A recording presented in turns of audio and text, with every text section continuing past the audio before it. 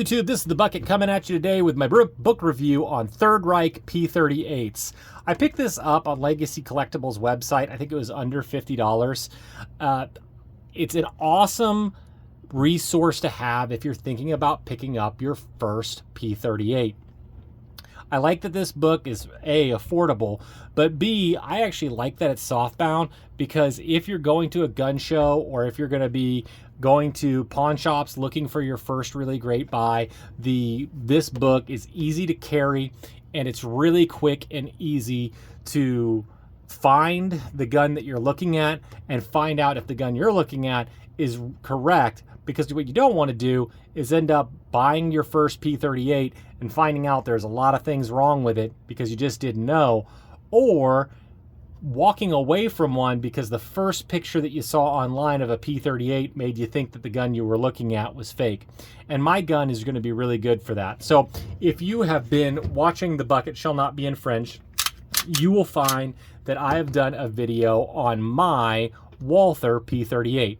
Mine is an AC-43. So we're going to be talking about my gun today, and you can find out why this gun would be really helpful, because I got this at a good deal and I lucked out, and it turned out that it was okay, but that was kind of dumb on my part. I probably should have had a book. So if you look at a P38, the first thing you want to do is to look for the manufacturer's code.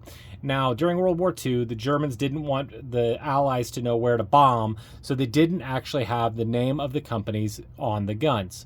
So mine's an AC, so it's a Walther. If it's a BYF, it's a Mauser. If it's a CYQ, it was made by Spreework. So if you look here, AC-43 would let me know where to look in my book.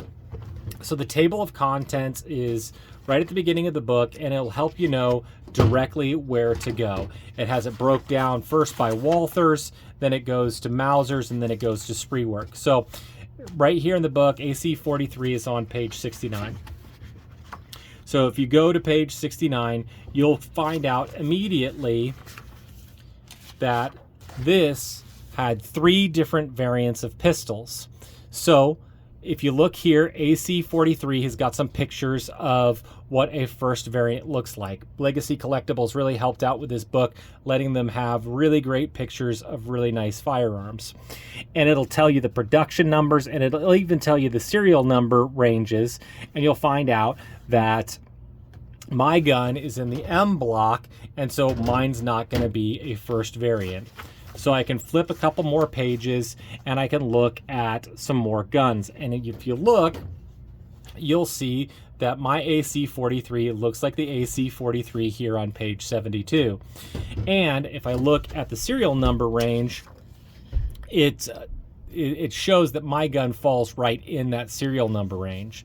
But as we flip through, you'll find out that the third variant of this particular year also, they had them where they switched the AC-43 not to be stacked, but to be what they call an inline variation.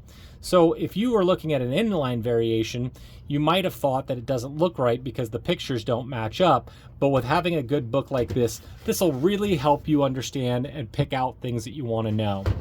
It also has a whole section on magazines that will let you know whether or not your mag should be serialized or not.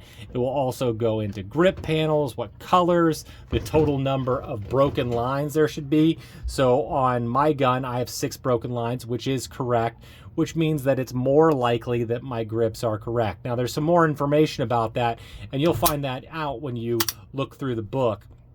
I also like the fact that if you look at the edge of the book, there's this black section, and that is specifically all, if you don't want to go through all the photos and look at all the text, there's breakdowns of serial number ranges for all the different variants of pistols. I'm telling you, for under $50, this is a must-have. So go ahead and go to Legacy Collectibles website and check out Third Reich P38s. I think it's something you're going to want to get. I learned a lesson. Never half-ass 2 things. Whole-ass 1 thing.